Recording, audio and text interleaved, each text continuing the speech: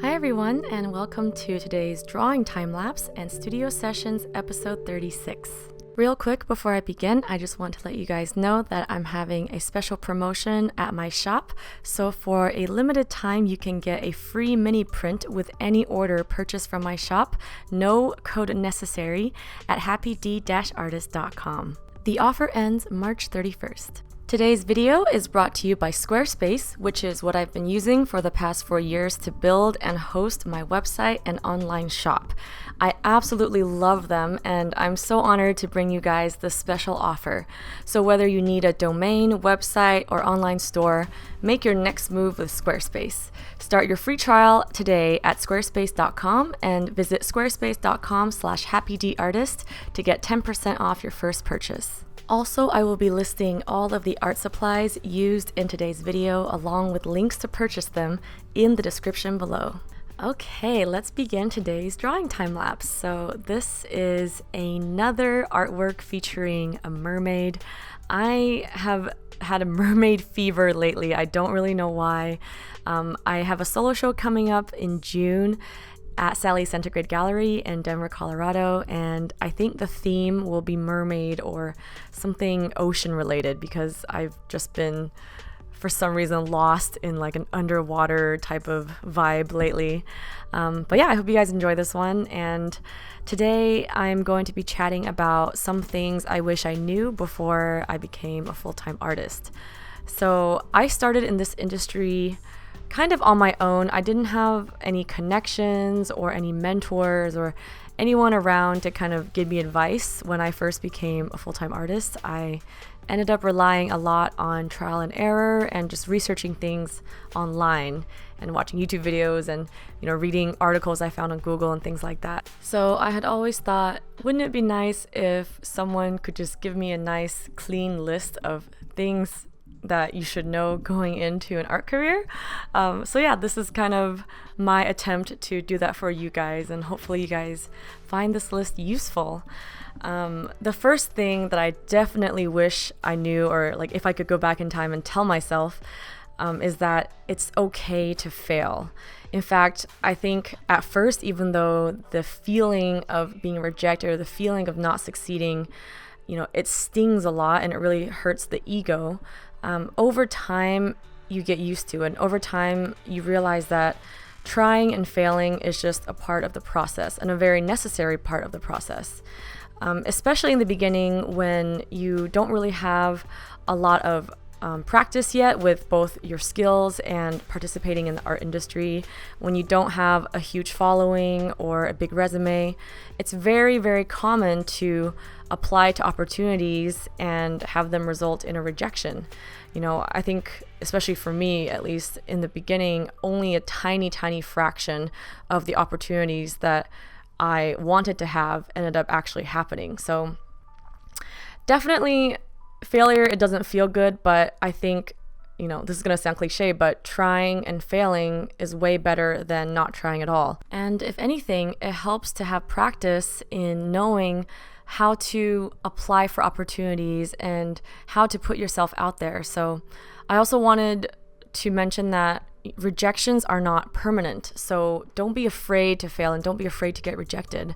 A lot of galleries that I had once applied to and never heard back from ended up eventually coming around and actually invited me to do shows after I had improved enough and after I had found a more signature style or something, So just because you apply to a gallery, they reject you, it doesn't mean that you're blacklisted forever. So pretty much do not be afraid of rejection. It's okay to fail, and it's always important to try than to not try at all.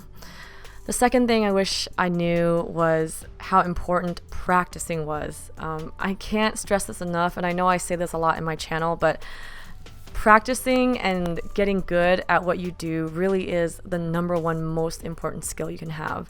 And no matter how great you are at the social media or the business side of things, your art and your skill and your voice as an artist is still number one. And I know that when the business and social media side of the art career gets hectic, it's really easy to end up prioritizing tasks that have a more urgent deadline. So things like, fulfilling print orders from your shop or producing videos that have to be out by a certain time and things like that. But you really do have to find time to create art, because only by practicing and creating constantly can you not only improve your skills, but also solidify your voice as an artist.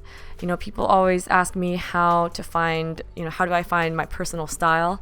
And I always say that the more you practice, the more your personal style will naturally, slowly reveal itself. So let's say you create 100 drawings over the span of half a year. You'll find that when you do your first drawing, or maybe even first 20 drawings, you really don't have an idea of what you're doing. You might not know how to draw without reference. You might not have a signature style yet, and you don't really know what you like to draw. You don't really know what you're good at.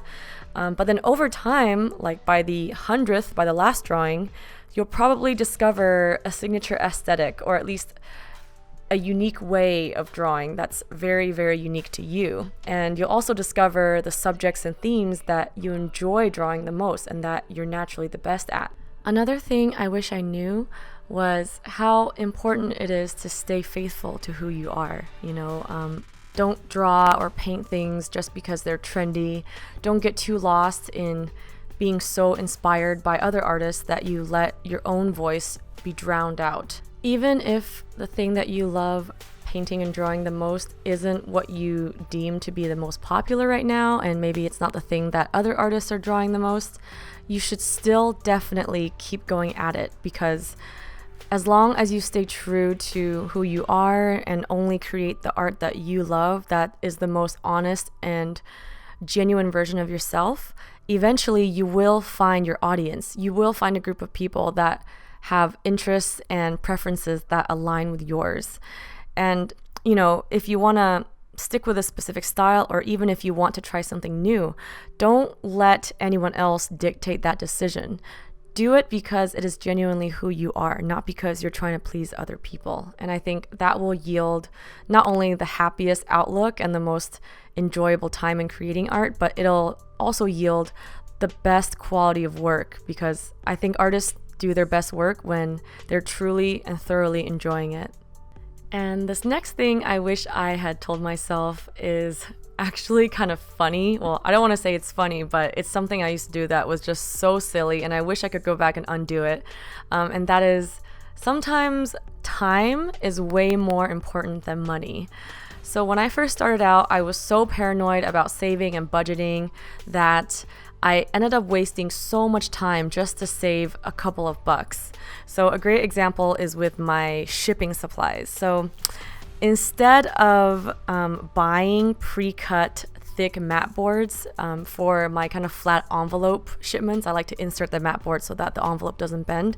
What I used to do to save money was to save a bunch of my cardboard boxes that I got from Amazon shipments or various things, and I would manually cut out the mat board like inserts basically from the cardboard boxes. I'd measure out like my print size, and I would just draw out this template and spend hours and hours a day using these heavy duty scissors and breaking my wrists just trying to cut these little inserts out.